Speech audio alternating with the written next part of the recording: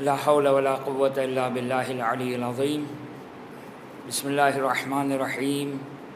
الحمد لله الذي لا يفر منعه الجمود ولا يبديه العطاء والجود، إذ كل معط منتقص سواه وكل مانع مذموم ما خلاه، وهو المنان بفوائد النعم وعوائد مزيد والقسم، ما اختلف عليه دهر فيختلف منه الحال، ولا كان في مكان فيجوز عليه الانتقال. الصلاة والسلام على سيدنا ومولانا أبي القاسم محمد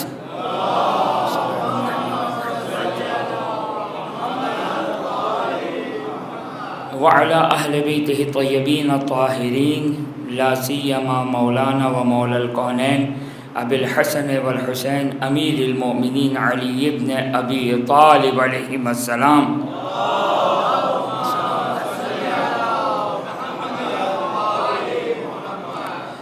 روحي وأرواح العالمين لتراب مقدمهم فداه، واللعن الدائم على أعدائهم إلى قيام يوم الدين. رب اشرح لي صدري ويسر لي أمري واحلل عقدة من لساني يفقهوا قولي.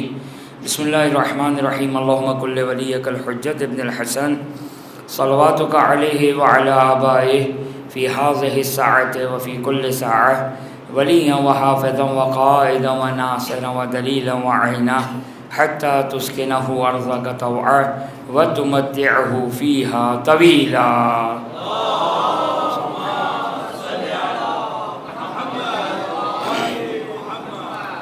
أما بعد، فقد قال الله سبحانه وتعالى في كتابه الكريم: أعوذ بالله من الشيطان الرجيم، بسم الله الرحمن الرحيم. يوم ندعو كل أناس بإمامهم فمن أوتي كتابه بيمينه فأولئك يقرؤون كتابهم. ایک درود پڑھ دے محمد و آل محمد پر.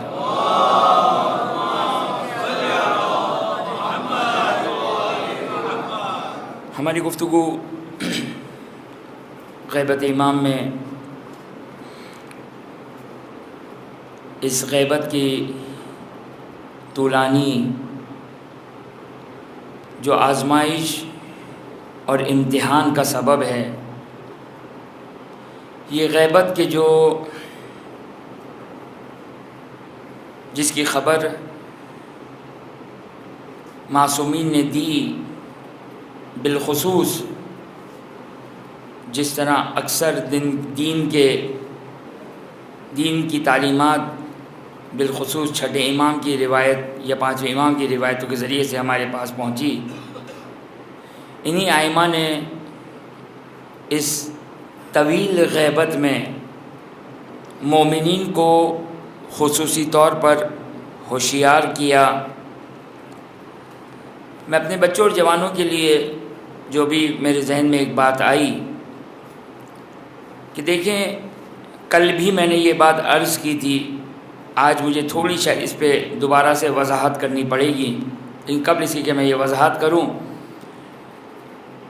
اگر یہ صافی گل پیگانی کی ایک کتاب ہے، نام میرے ذہن سے ابھی نہیں ہے، میرے ذہن میں اردو میں اس کا ترجمہ ہے. ہمارا یہ جو موضوع ہے، چونکہ بات ہوتی ہے ظاہر غیر معصوم کا کلام ہے، میرا پہلے بھی آپ کی خدمت میں عرض کر چکا ہوں کہ میری طرف سے جو بھی میں کوئی بات کروں یا کوئی بھی جو غیر معصوم کوئی بات کہے تو اس کی کوئی ارزش اور قیمت نہیں ہے، بلکہ ساری کی ساری ارزش اور قیمت کلام آل محمد کی ہے. کلام آل محمد کی قیمت ہے. اور یہ بھی ایک پرابلم ہے، ظاہر ہے ہم سے بھی یہ چیز سرزد ہوتی ہوگی، ایک حد تک اپنے حساب سے اپنی حد تک کوشش کرتے ہیں کہ جو حدیث معصوم ہیں وہ حدیث معصوم بعینہ ہی بیان کی جائے، اس کے بعد اگر کوئی وضاحت دینی ہو تو وضاحت دے دی جائے، اور یہ سننے والے کے لیے بات واضح ہونی چاہیے حدیث کہاں تک ہے، اور حدیث کے بعد جو ڈسکرپشن ہے، وضاحت ہے، وہ مجھ جیسے طالب علم کی ہے یا کوئی عالم مجلس پڑھ رہا ہے اس کی ہے. تو یہ بات بہت واضح ہونی چاہیے. اتفاق سے سوالات جو کبھی کبھار واٹس ایپ کے ذریعے سے آ جاتے ہیں ڈائریکٹ یا انڈائریکٹ گھومتے پھرتے، اس میں مثلا ایک جملہ اگر میں اشتباہ نہ کروں، ایک جملہ کہ چھٹے امام کی طرف نسبت دی اور کہا کہ چھٹے امام نے کہا کہ عزاداری امام حسین علیہ السلام ہمارے امر کو زندہ کرنا ہے. اس قسم کی کوئی تعبیر استعمال کی. ایسی حدیث نہیں ہے ہمارے پاس. بعین ہی جو حدیث کے الفاظ ہیں وہ میں نے کہا کہ بعض اوقات یہ ہمارے بہرحال میری طرف سے یہ غلطی کہوں یا مجھ جیسے جو ادنا سا طالب علم ہے کہ روایتوں کو اپنے الفاظ میں بیان کرتے ہیں.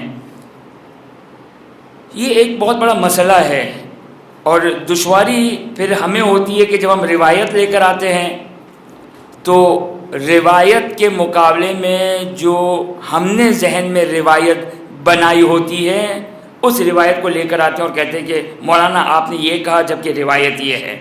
نہیں، یا تو سب سے آسان یہ ہے کہ آپ عالم کو سن لیں، بات ختم کر دیں. پھر اس کے بعد جب ہم بحث کرتے ہیں کسی عالم سے یا مباحثہ کرتے ہیں تو ہم کہتے ہیں کہ امام کا یہ فرمان، امام کا یہ فرمان، امام کا یہ فرمان. تو اس وقت ہمیں معلوم ہونا چاہیے کہ واقعی امام کا فرمان کیا ہم نے دیکھا ہے. بالخصوص جب بحث کر رہے ہیں، کسی سے گفتگو کر رہے ہیں، تو یہ جملہ کہ عزاداری امام حسین علیہ السلام ہمارے امر میں سے ہے، اس کو زندہ کرو. اب اس سے وہ کیا مفاد نکالنا چاہتا ہے؟ لفظ روایت میں ایسا کوئی نہیں ہے. روایت میں آئے فاحیو امرنا، ہمارے امر کو زندہ کرو. ہم نے پہلے بھی آپ کی خدمت میں عرض کیا تھا ائمہ اطہار علیہ السلام کا امر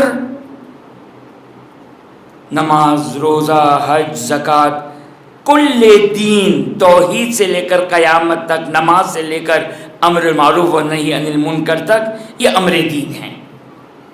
یہ احیاء امر دین ہے. اس کی گفتگو کرنا، بچوں کو سکھانا. حتیٰ روایت کا جملہ ہے یتیمان آل محمد، یتیمان تعبیر استعمال ہوئی ہے، یتیمان آل محمد. متعدد روایات ہے کہ کون ہے یہ یتیمان آل محمد. یتیمان آل محمد ہم جیسے، آپ جیسے طالب علم، یہ یتیمان آل محمد ہے. علماء، فقہاء، مجتہد، مراجعین، یہ یتیمان آل محمد کی کفالت کرنے والے ہیں، کفالت کرنے والے ہیں، تربیت کرنے والے ہیں. تو یہ یتیمان آل محمد جو ہم لوگ ہیں، ہم لوگ سیکھنے کے در پر ہیں. ہم کوشش کریں، سیکھیں، پڑھیں. بالخصوص آپ کی خدمت میں پہلے دن سے، بلکہ میں اپنی جو میری مجالس ہمیشہ سنتا رہتا ہے، میں ہمیشہ ایک بات کہتا ہوں، خدا را میری بات کو نہ سنیں، کسی کی بات کو نہ سنیں، غیر معصوم کی بات کو نہ سنیں، معصوم کی بات کو سنیں. معصوم کی بات آپ کے اور میرے لیے حجت ہے. معصوم کی بات میرے اور آپ کے لیے اوتھنٹک ہے. مجھے، آپ کو اور مجھے جو فالو کرنا ہے، معصوم کو فالو کرنا ہے. بعض اوقات واقعاً ایسا ہوتا ہے اور آپ نے ملاحظہ کیا ہوگا، میں پہلے دن سے اپنی گفتگو کو کوشش کرتا ہوں احادیث معصومین علیہ السلام کی روشنی میں بات کروں. ہر بات کو کوشش کی میں نے کہ احادیث لے کر آؤں، لیکن شاید سننے والے، چونکہ بہرحال میرا بیان شاید بہت زیادہ صاف نہیں ہے، بہت واضح بیان نہیں ہے، بہت شفاف بیان نہیں ہے، تو شاید میں اپنی بات کو اپنے سننے والوں تک نہیں پہنچا سکتا. لہٰذا وہ سننے والا نہیں معلوم کہ وہ کس انداز سے سنتا ہے، اور پھر وہ اعتراضات جو کرتے ہیں تو یقینی طور پر اس کی سماعت اور اس کی سماعت پر میں اعتراض نہیں کر رہا، اس کی فکر پر اعتراض نہیں کر رہا، اس کے اذہان پر اعتراض نہیں کر رہا. اپنی ہی غلطی سمجھتا ہوں کہ شاید میں نے صحیح انداز سے بیان نہیں کیا ہوگا. ورنہ بہرحال جو بچے، جوان، بزرگ ہستیاں، بزرگ افراد کہ بندے کی اس ادنا سا طالب علم کی حوصلہ افزائی کرتے ہیں آپ لوگ یہاں پر تشریف لا کر، آپ لوگوں نے ملاحظہ فرمایا ہوگا کہ میں جو بات کر رہا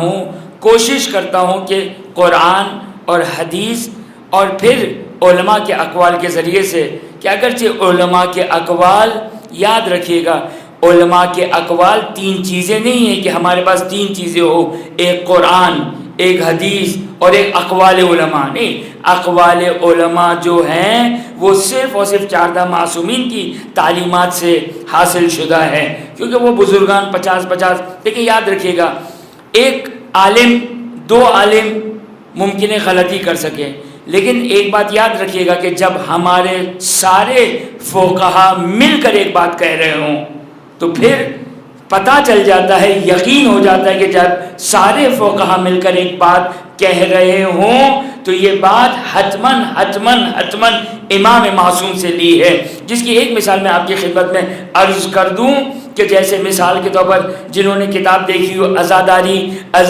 دیدگاہ مرجعیت، عزاداری از دیدگاہ مرجعیت، اس میں آپ دیکھیں فقہا کے فتاوی ہیں، تمام فقہا نے عزاداری سید الشہداء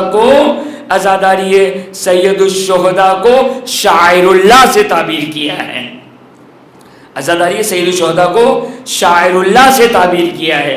خوب اس کا مطلب یہ ایک فقیہ کی نظر نہیں ہے، 2 فقیہ کی نظر نہیں ہے، بلکہ فقہا کی جب یہ نظر ہے تو پھر ہمیں کوئی ڈاؤٹ نہیں رہتا ہے، ہمیں کوئی شک نہیں رہتا ہے کہ اگر تمام فقہا اگر یہ بات کہہ رہے ہیں تو حتماً امام معصوم کی روایتوں سے انہوں نے یہ استفادہ کیا، لہٰذا یہ بات یاد رہے کہ امام معصوم میرے اور آپ کے لیے حجت ہے، امام معصوم کا قول میرے اور آپ کے لیے حجت ہے۔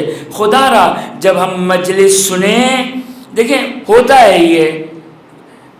ہے یہ اور یہ ایک نیچرل چیز ہے، آپ دن میں 2-3 مجالس سنتے ہیں، سال میں 100-150 مجالس سنتے ہیں، مختلف زبان یعنی مختلف لہجوں میں، مختلف افراد سے، مختلف انداز سے جب آپ مجالس سنتے ہیں تو آپ کے ذہن میں ہر چیز جمع ہو رہی ہے، اور بہت ساری باتیں ایسی ہوتی ہیں کہ جو ہمیں بالکل ایکوریٹ، بالکل واضح چیز ہمارے ذہن میں نہیں ہوتی ہے، لیکن ایک اجمالی دین بن رہا ہوتا ہے، ایک اجمالی خاکہ دین کا آ رہا ہوتا ہے، ایک اجمالی خاکہ توحید کا آ رہا ہوتا ہے، ایک اجمالی خاکہ عزاداری کا آ رہا ہوتا ہے، ایک اجمالی خاکہ امامت کا آ رہا ہوتا ہے، لیکن مثال کے طور پر عام عوام کو کہا جائے وہ دلیل دے امامت کے اوپر، دلیل دے توحید کے اوپر، دلیل دے عزاداری کے اوپر، تو وہ دلیل دینے سے قاصر ہے، وہ دلیل نہیں دے پاتا ہے، وہ دلیل نہیں دے سکتا ہے، لیکن چونکہ اس کا دین، اس نے دین ممبر سے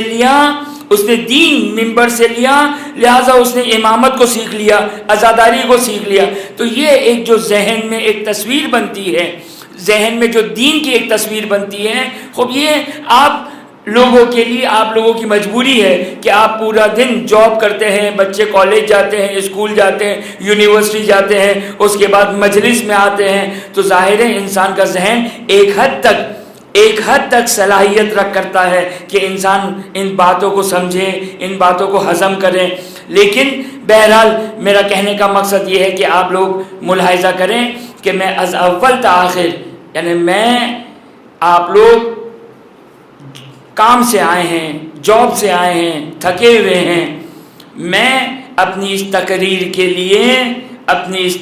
کے لیے وقت لگایا ہے، روایات کو دیکھا ہے، مطالعہ کیا ہے، پڑھا ہے، سوچا ہے۔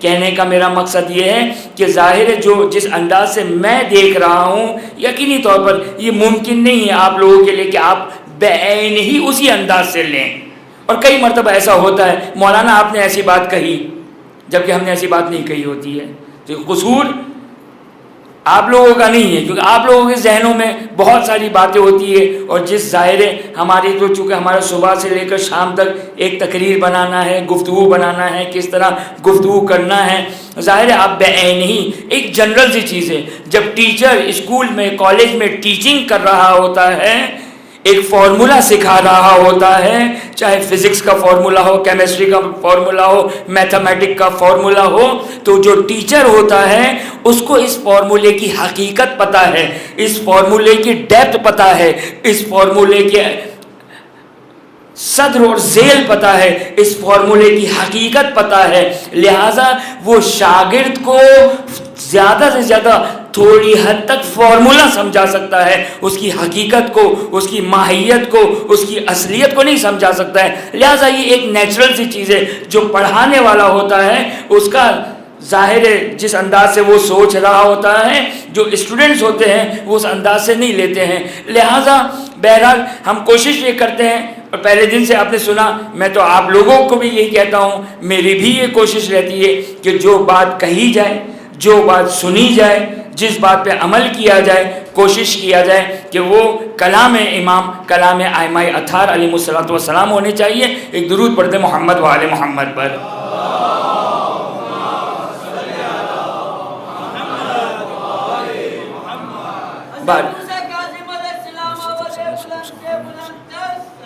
اللہم صلی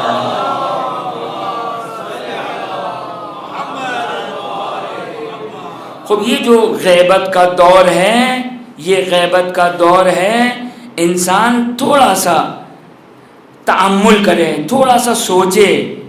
ایک حدیث ہے بہت ہی مشہور و معروف، امیر المومنین سلام اللہ علیہ کی حدیث ہے، میں درود پڑھتے محمد و آل محمد پر۔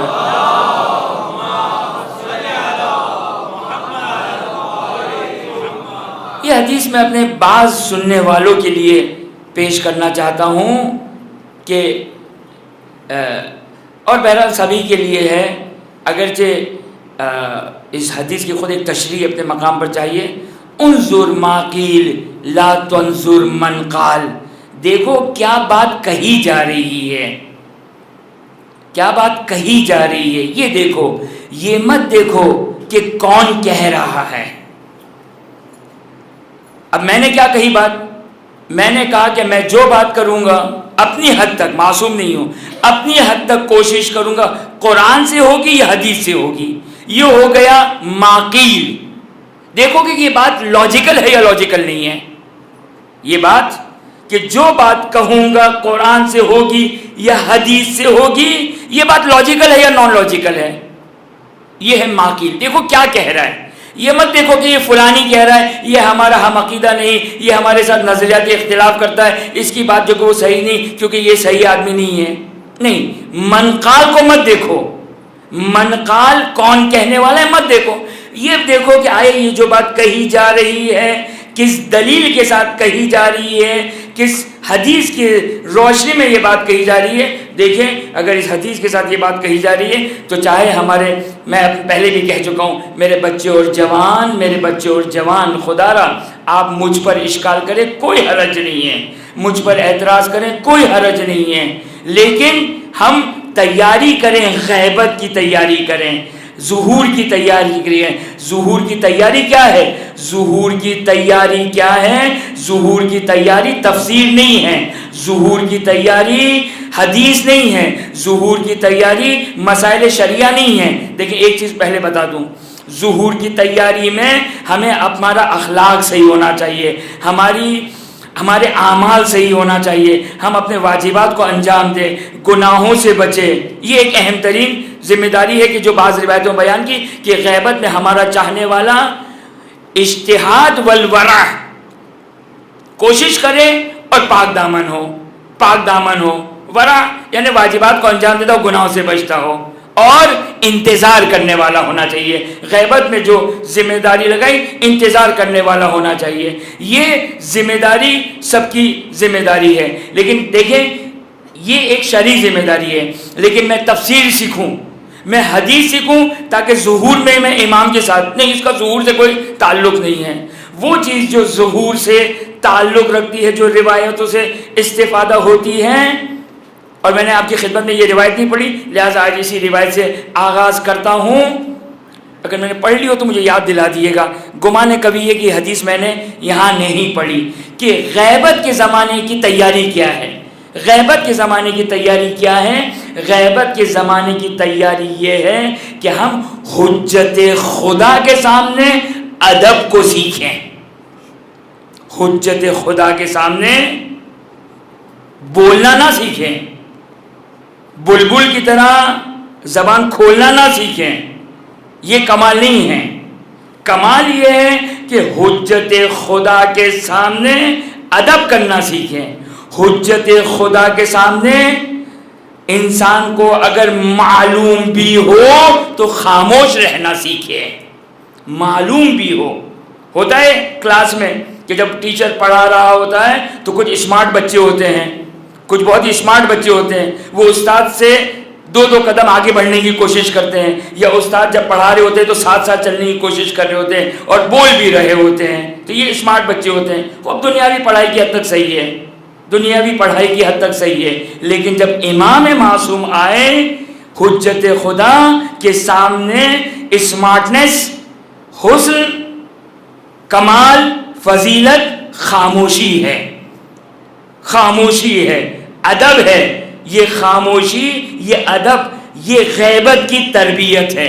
یہ غیبت کی تربیت ہے کہ ہم خاموش رہنا سیکھیں. ہم خاموش رہنا یعنی حجت خدا کے سامنے ہم حجت خدا کے سامنے ادب سیکھیں. یہ کمال ہے. نہ یہ کہ حجت خدا کو اپنا درس سنائیں, اپنا دین سنائیں. ہاں, وہ شاہ عبدالعظیم والی بات الگ ہے کہ شاہ عبدالعظیم جا کر امام دہم سے ظاہراً 10ویں امام کی خدمت میں جاتے ہیں اور پوچھتے کہ یہ اپنا رسول اللہ, میں چاہتا ہوں کہ اپنے دین کی, یہ ہمارا بچہ اور جوان اس روایت کو پڑھیں, پتہ چلنا چاہیے کہ ہمارے دین کیا ہے, ہمارا دین کیا ہے. کہ شاہ عبدالعظیم کے روایت کے بقول ان کی زیارت کرنا سید الشہداء کی زیارت کا ثواب ہے. وہ شاہ عبدالعظیم, دیکھیں ہم تو بہت ہی دھڑلے سے یہ بات کہتے بابا جنت ہم جیسا عقیدہ کس کا ہوگا, ہم جیسا عقیدہ کس کا ہوگا. وہ امام مجتبیٰ کی اولاد سے شاہ عبدالعظیم جو مقام اور مرتبے میں اس مقام پر کہ جن کی زیارت کرنا سید الشہداء کی زیارت کو روایت کے مطابق قرار دیا گیا, وہ امام زادے بھی 10ویں امام حجت خدا کی خدمت میں جاتے ہیں اور سوال کرتے ہیں مولا میں اپنے دین کو آپ کی خدمت میں بیان کرتا ہوں, آپ چیک کر کے بتائیں کہ آیا میں صحیح دین پر ہوں یا صحیح دین پر نہیں ہوں. سخت ہے خدا را, یہ دین کھیل نہیں ہے, یہ امتحان ہے ہمارا. یہ دنیا تو کسی طرح بھی گزر جائے گی, یہ کمانا, یہ پیسہ آنا پیسہ جانا, دنیا کی مصیبتیں, دنیا کی راحتیں, یہ تو ہم جیسے لوگوں کی تو گزر گئی, اور بچوں کی زندگی بھی اسی طرح گزر جائے گی جس طرح ہماری گزر گئی. کہ کل کی باتیں تھی کہ ہم بھی ان چھوٹے چھوٹے بچوں کی طرح بیٹھے ہوتے تھے اور سن رہے ہوتے تھے. تو یہ ساری باتیں, یہ سارے جو زندگی ہے یہ تو گزر جانی ہے, لیکن خدا را اپنے دین کو اہمیت دے, دین کو اہمیت دے. جو دین آل محمد نے بتلایا, آل محمد کا بتایا ہوا دین. شاہ عبدالعظیم جیسا شخص وہ جا کے چیک کر رہا ہے, فکر مند ہے, فکر مند ہے کہیں ایسا نہ ہو میں اس دنیا سے چلا جاؤں اور دین آل محمد پر نہ ہوں. کہیں ایسا نہ ہو کہ اس دنیا سے چلا جاؤں اور دین آل محمد پر نہ ہوں.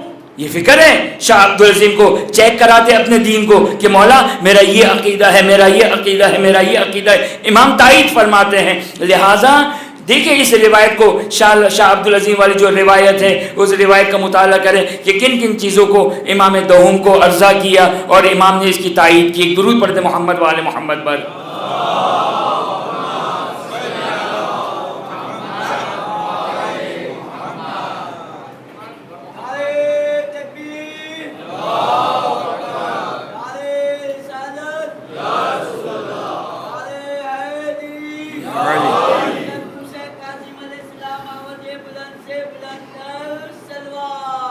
اللہم صلی علی محمد وعلی محمد وعلی. حدیث ملاحظہ فرمائیں. دیکھیں میں حدیث جو میری گفتگو خیر آپ لوگ سبھی سن رہے ہیں, اگر یہ حدیث میں نے پڑھی ہے تو مجھے روک دیجیے گا برائے مہربانی. میرا گمان کبھی ہے کہ میں نے یہ حدیث یہاں پہ نہیں پڑھی ہے. چھٹے امام امام جعفر صادق علیہ الصلوۃ والسلام سے روایت ہے,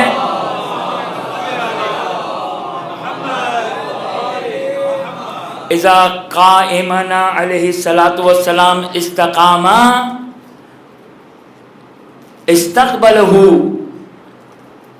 جہلا اشد مما استقبلہ من جہل استقبلہ جہل الناس من جہال الجاہلیت.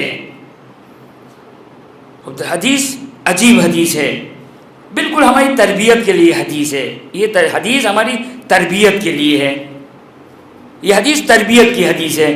اور یہ حدیث بتا رہی ہے کہ امام، دیکھیں امام کو جنگجو چاہیے، کیسے چاہیے، ہم اپنی عقل وغیرہ سے نہیں دیکھیں. دیکھیں روایات کیا کہتی ہے، روایات دیکھیں، ہم روایاتوں کو دیکھیں. خدا را امام سے نہ آگے بڑھیں.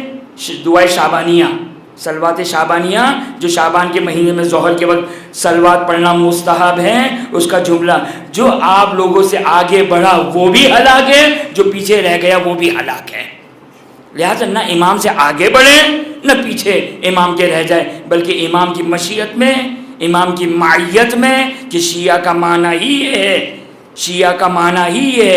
توجہ کریں، پہلے مرتبہ میں عقیدہ آتا ہے کہ ہمارا عقیدہ کئی دعاؤں میں ہے، کئی دعاؤں میں ہے کہ ہمارا عقیدہ کیا ہونا چاہیے. ہمارا عقیدہ ہونا چاہیے ما جاء النبی صلی اللہ علیہ وآلہ وسلم، جو بھی نبی اکرم نے بیان کیا وہ ہمارا عقیدہ ہونا چاہیے، وہ ہمارا دین ہونا چاہیے. امام فرماتے ہیں کہ جب امام ظہور فرمائیں گے، جب امام ظہور فرمائیں گے تو امام کا واسطہ جاہلوں سے ہوگا. امام کا واسطہ، امام کا سروکار ایک،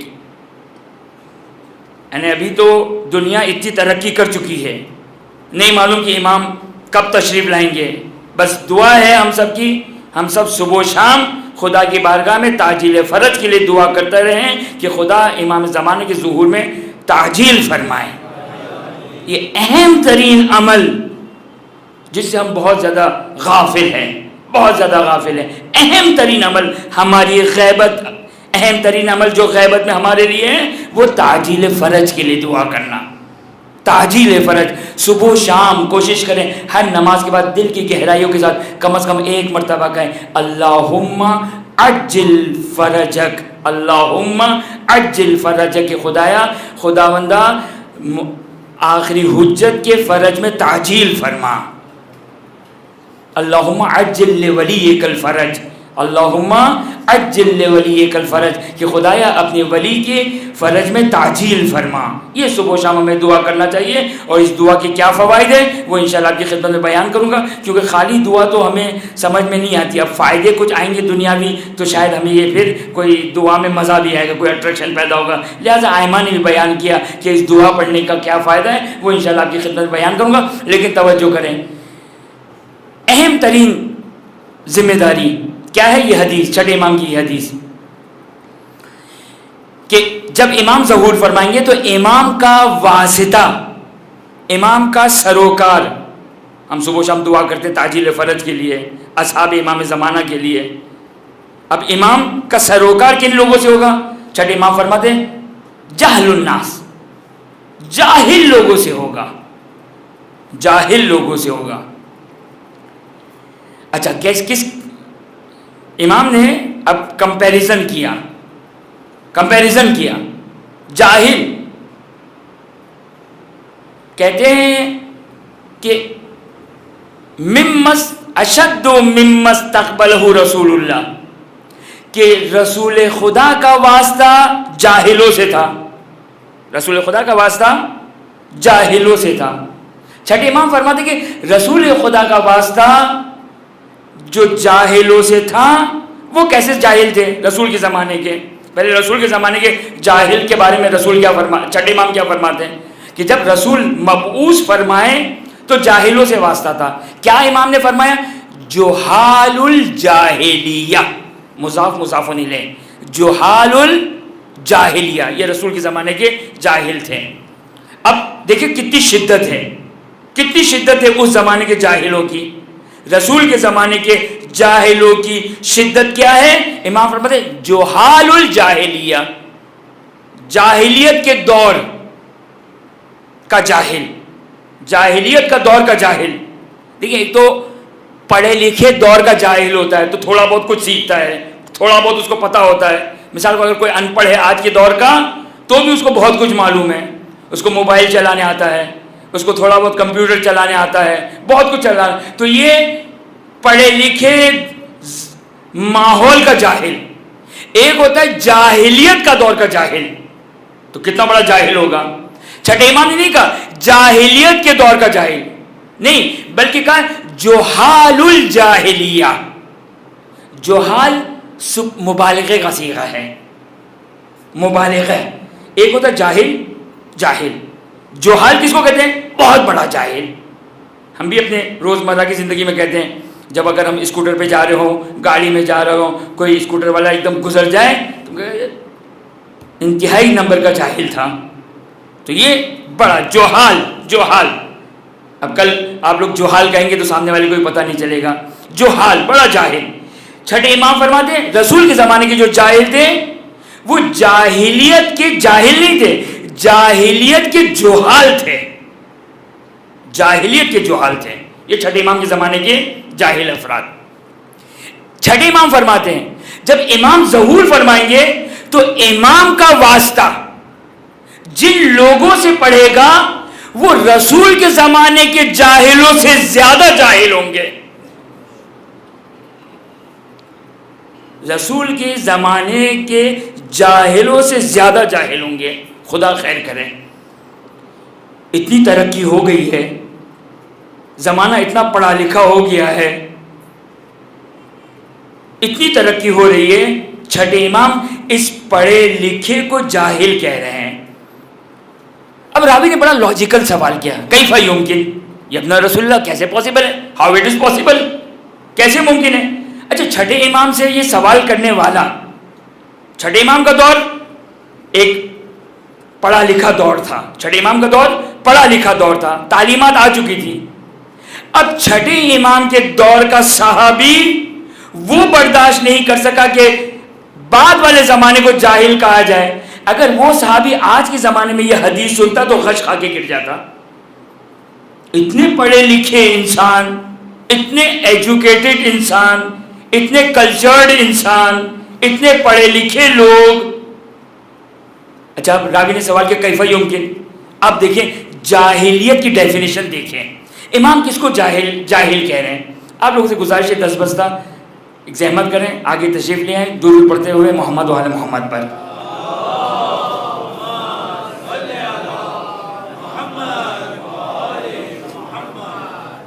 آگے آ جائیں, آگے آ جائیں انشاءاللہ.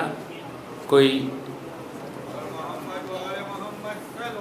اللہم صل علی محمد.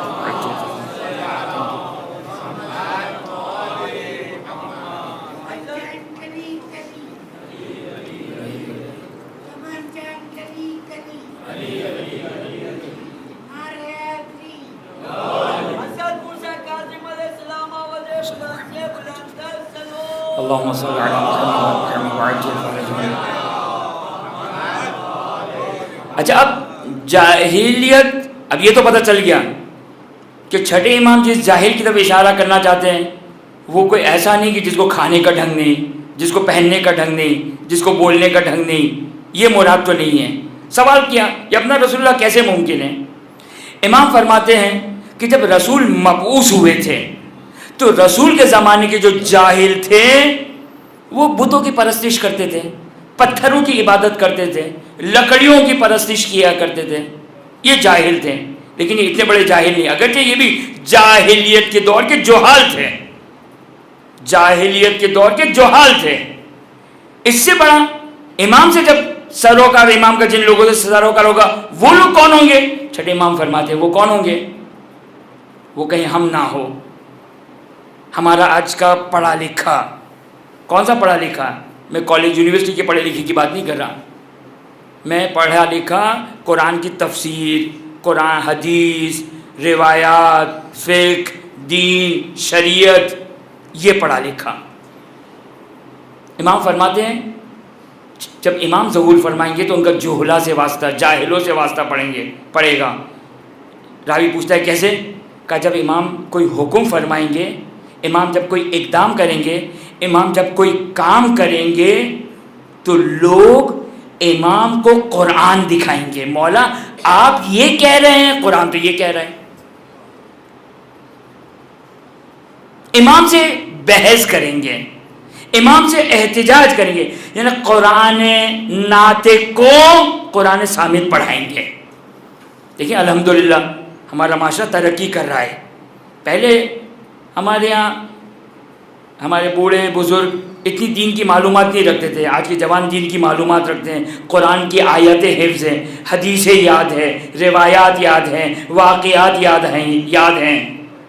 اب یہ یاد اپنی اصلاح تک رکھیں، اپنی حد تک رکھیں. امام معصوم کو پڑھانے کی کوشش نہ کریں، امام معصوم کے سامنے روایتوں کو نہ لے کر آئیں. حجت خدا کی عظمت کو پہچانیں، حجت خدا کے مقام کو پہچانیے کہ روایت ہے قرآن کی یہ آیت، اعوذ باللہ من الشیطان الرجیم بسم اللہ الرحمن الرحیم فاسألوا اہل الذکر ان کنتم لا تعلمون. یہ قرآن کی آیت ہے. فاسألوا اہل الذکر یعنی سوال کرو اہل ذکر سے. اہل ذکر کس کو کہتے ہیں؟ فاسألوا آرڈر ہے، فعل امر ہے. فاسألوا سوال کرو اہل ذکر سے ان کنتم لا تعلمون اگر نہیں جانتے. اہل ذکر کون ہے؟ راوی سوال کرتا ہے امام سے کہ یہ اہل ذکر کون ہے. توجہ کریں، اہل ذکر کون ہے؟ امام علیہ السلام فرماتے کہ ہم اہل ذکر ہیں، ہم نحن اہل ذکر. امام فرماتے ہیں تم پر واجب ہے. فاسألوا فعل آرڈر کا صیغہ ہے، حکم کا صیغہ، امر کا صیغہ ہے. فاسألوا تم پر واجب ہے کہ تم ہم سے سوال کرو اگر تم نہیں جانتے تو تم پر واجب ہے. اب امام کے سامنے توضیح المسائل امام کی میں اور آپ بیٹھ کر نہ بنائیں، امام کی تعیین تکلیف نہ کرے. امام کے اوپر یہ واجب ہے، امام کے اوپر یہ واجب ہے، امام کے اوپر امر المعروف و نہی عن المنکر واجب ہے، امام کو یہ کرنا چاہیے، امام کو وہ کرنا چاہیے. یہ جب آئیں گے نا امام تو پڑھانے والے ہوں گے. چھٹے امام کی روایت ہے، چھٹے امام کی روایت ہے کہ امام زمانوں کو پڑھانے والے لوگ ہوں گے. اور الحمدللہ میں نے کہا نا ہمارے جوانوں کی یہی تربیت ہو رہی ہے، ہمارے جوانوں کی یہی تربیت ہو رہی ہے. کبھی مجتہد کے اوپر اعتراض، کبھی فقیہ کے اوپر اعتراض، کبھی علماء کے اوپر اعتراض. یہ ماشاءاللہ سے پریکٹس ہو رہی ہے. کس چیز کی پریکٹس ہو رہی ہے؟ جب امام زمانہ آئیں گے نا تو ہمیں امام زمانہ سے کس طرح جاہلوں کی طرح پیش آنا ہے. کیونکہ امام نے خبر دی ہے، امام نے خبر دی ہے کہ یہ امام زمانہ کی مظلومیت ہوگی.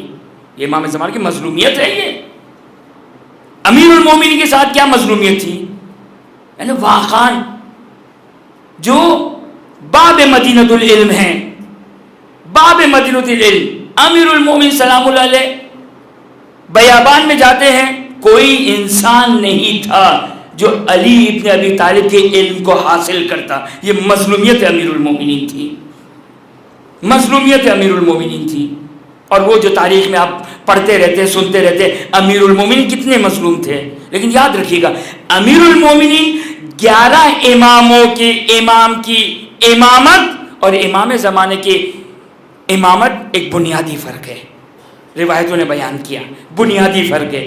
آئمہ کی جو امامت تھی نا، آئمہ کی جو امامت تھی، آئمہ کی امامت تقیہ والی تھی، تقیہ والی تھی.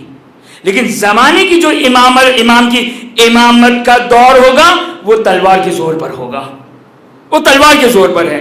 امام خاموش نہیں رہیں گے، امام گردن اڑائیں گے. روایتوں میں ہیں، روایتوں میں ہیں.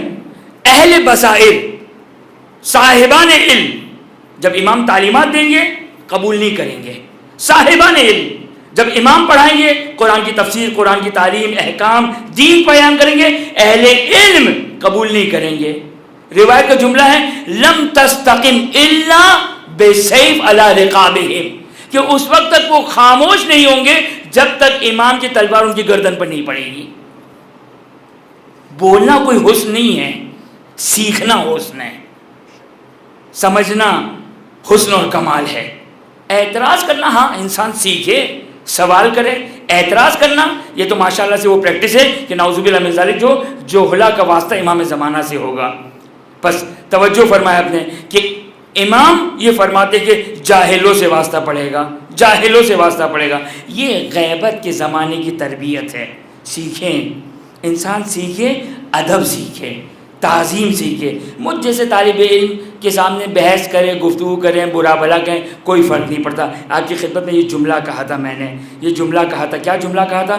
جملہ کہا تھا اعتراض اگر فقیہ کے اوپر ہے، مرجع کے اوپر ہے، مجتہد کے اوپر ہے تو زیادہ سے زیادہ یہ گناہ بن سکتا ہے، گناہ ہو سکتا ہے. لیکن اگر سوال، اگر اعتراض، اگر آبجیکشن، اگر حجت خدا کے سامنے ولی خدا کے اوپر ہے تو گنہگار نہیں ہوگا بلکہ کافر ہو جائے گا. حجت خدا کے سامنے ہے، اعتراض انسان کو کافر بنا دے گا.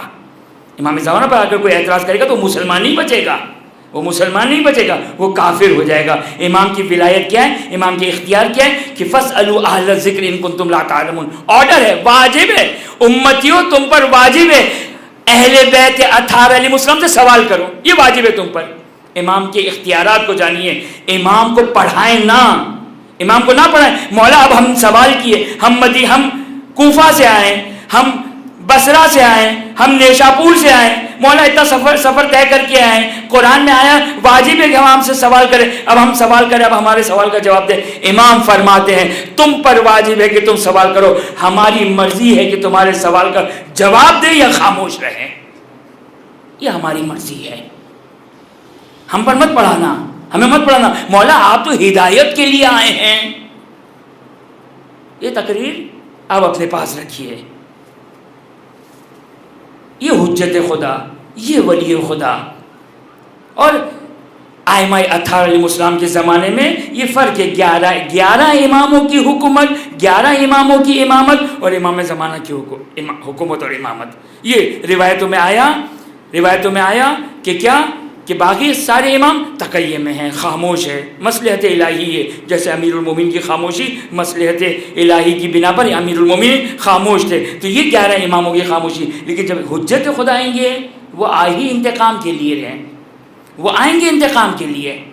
اس وقت امام سنیں گے نہیں، اس وقت امام سنیں گے نہیں، اس وقت امام فیصلہ کریں گے. ایک ہی چیز جو انسان کو بچانے والی ہے وہ ہے تسلیم، حجت خدا کے سامنے تسلیم، ولی امر کے سامنے تسلیم، خدا کے نمائندے کے سامنے تسلیم. کامل مکمل طور پر مطیع، اطاعت کامل، تسلیم کامل، جس کی مثال تاریخ میں کربلا والوں کی ہے. کیسی اطاعت ہے! میں کہتا ہوں واقعا کئی تاریخیں مجھے دکھا دیں. میرا تو بہت ناقص مطالعہ ہے. آپ علماء کرام ذاکرین خطبہ کو سنتے ہیں، اگر آپ کے پاس کوئی ہو معتبر دلیل، یعنی معتبر دلیل سے مراد کوئی ریٹن میں دلیل ہو تو ضرور بتائیے گا. کوئی ایک روایت بتا دے کہ جہاں اصحاب امام نے امام کے اوپر آبجیکشن کیا ہو. دیکھیں، جب پیٹ بھرا ہوا ہو، جب انسان آسائش میں ہو، جب انسان سکون میں ہو، تو اس وقت تو انسان واہ واہ کرتا ہے، سبحان اللہ کہتا ہے مولا ہماری جانیں آپ پر قربان. لیکن جب 3 دن کی بھوک اور پیاس ہو، وہاں پر حبیب ابن مزاحم، مسلم ابن اوسجہ، بریر حمدانی، یہ بزرگان کہیں ایک چھوٹی سی ضعیف سے ضعیف روایت سنا دیں جب حبیب گئے ہوں مولا کے پاس، مولا پیاس لگی ہے، آپ تو حجت خدا ہیں. نہیں، یہ تو پھر عمر رسیدہ تھے. لیکن خاندان اہل بیت کے چھوٹے چھوٹے بچے، 13 سال کا قاسم، ہمارے ماں باپ قربان مولا حضرت قاسم پر، شہزادہ قاسم 13 سال کی عمر مبارک ہے. 13 سال کے قاسم کی کوئی ایک ضعیف روایت بتا دیں جب حضرت قاسم مولا کے پاس گئے، مولا آقا چچا آپ کے بھائی کی نشانی ہوں، 3 دن کا پیاسا ہوں، پانی پلا دیجیے. ہاں، فقط ایک مرتبہ سوال کیا تھا. کب کیا تھا؟ اگر مسائل میں موقع ملا تو انشاءاللہ اس وقت اشارہ کروں گا. لیکن حضرت قاسم فقط ایک چیز کے لیے تڑپ رہے ہیں، مولا مجھے آپ پر مرنے کی اجازت دے دیجیے. کیا معرفت کا عالم ہے. وہ چھوٹا بچہ 13 سال کا بچہ کیا ہے؟ یعنی جب میرا آقا میرا مولا شب عاشور تقریر کر رہا ہے، خطبہ دے رہا ہے، وہ 13 سال کا بچہ، آج کے زمانے کا بچہ کہیں کھیل میں مصروف ہوتا، کھیل کود میں مشغول ہوتا، لیکن وہ خاندان اہل بیت کا بچہ جب امام نے خطبہ دے دیا، ایک مرتبہ مقاتل کا جملہ، ایک مرتبہ امام کی خدمت میں، چچا کیا کل کے شہداء میں میرا بھی نام ہے یا نہیں؟ اللہ اکبر، اللہ اکبر. اب مولا کیا جواب دیتے ہیں؟ فقط ایک جواب دیا، قاسم تم اپنے بارے میں سوال کرتے ہو، کل کے شہداء میں تو تمہارا چھوٹا بھائی علی اصغر بھی ہوگا، بس یہ سننا تھا.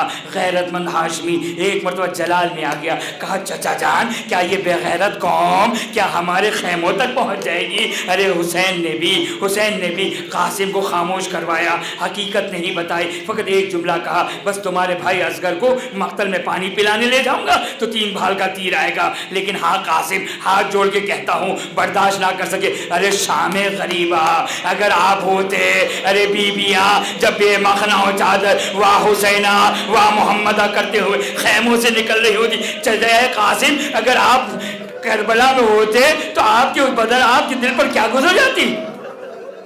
بس قاسم ایک ہی تمنا ہے، ذرا کمال دیکھیے، ذرا معرفت کا لیول دیکھیے، معرفت کا کمال دیکھیے.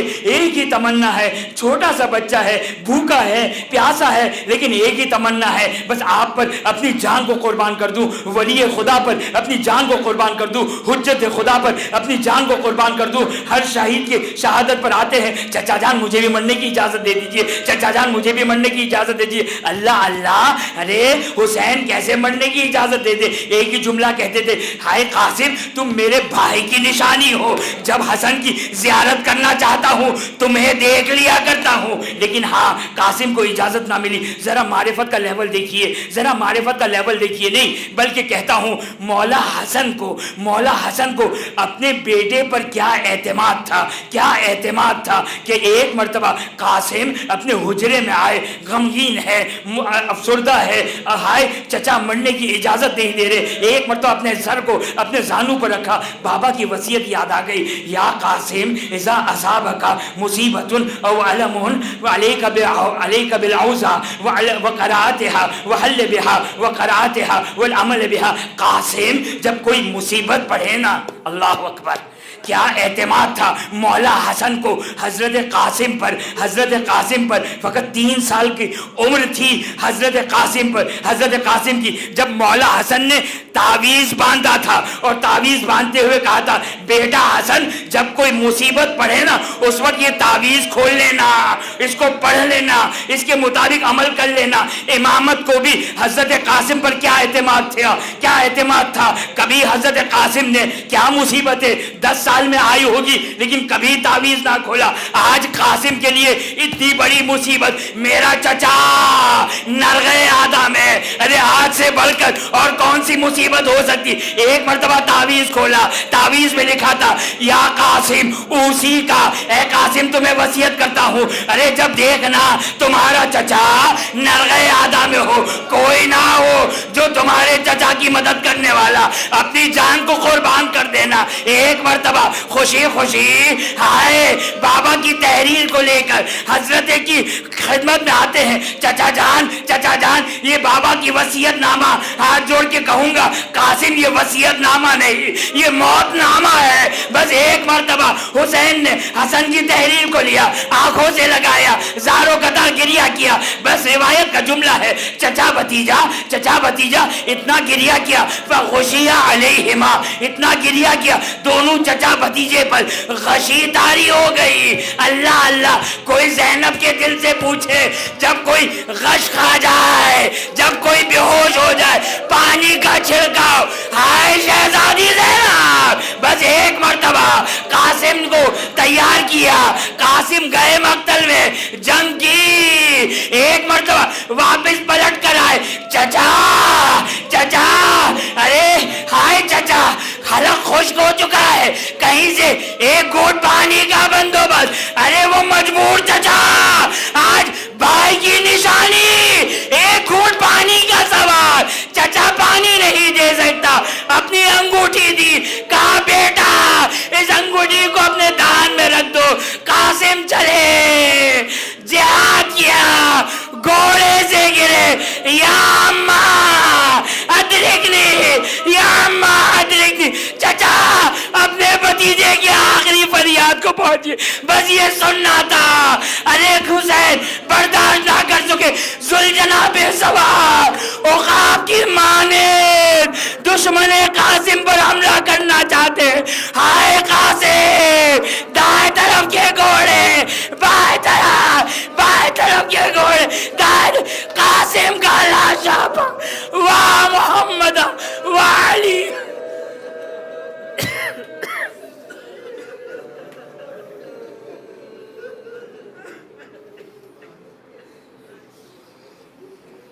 ماتم حسین.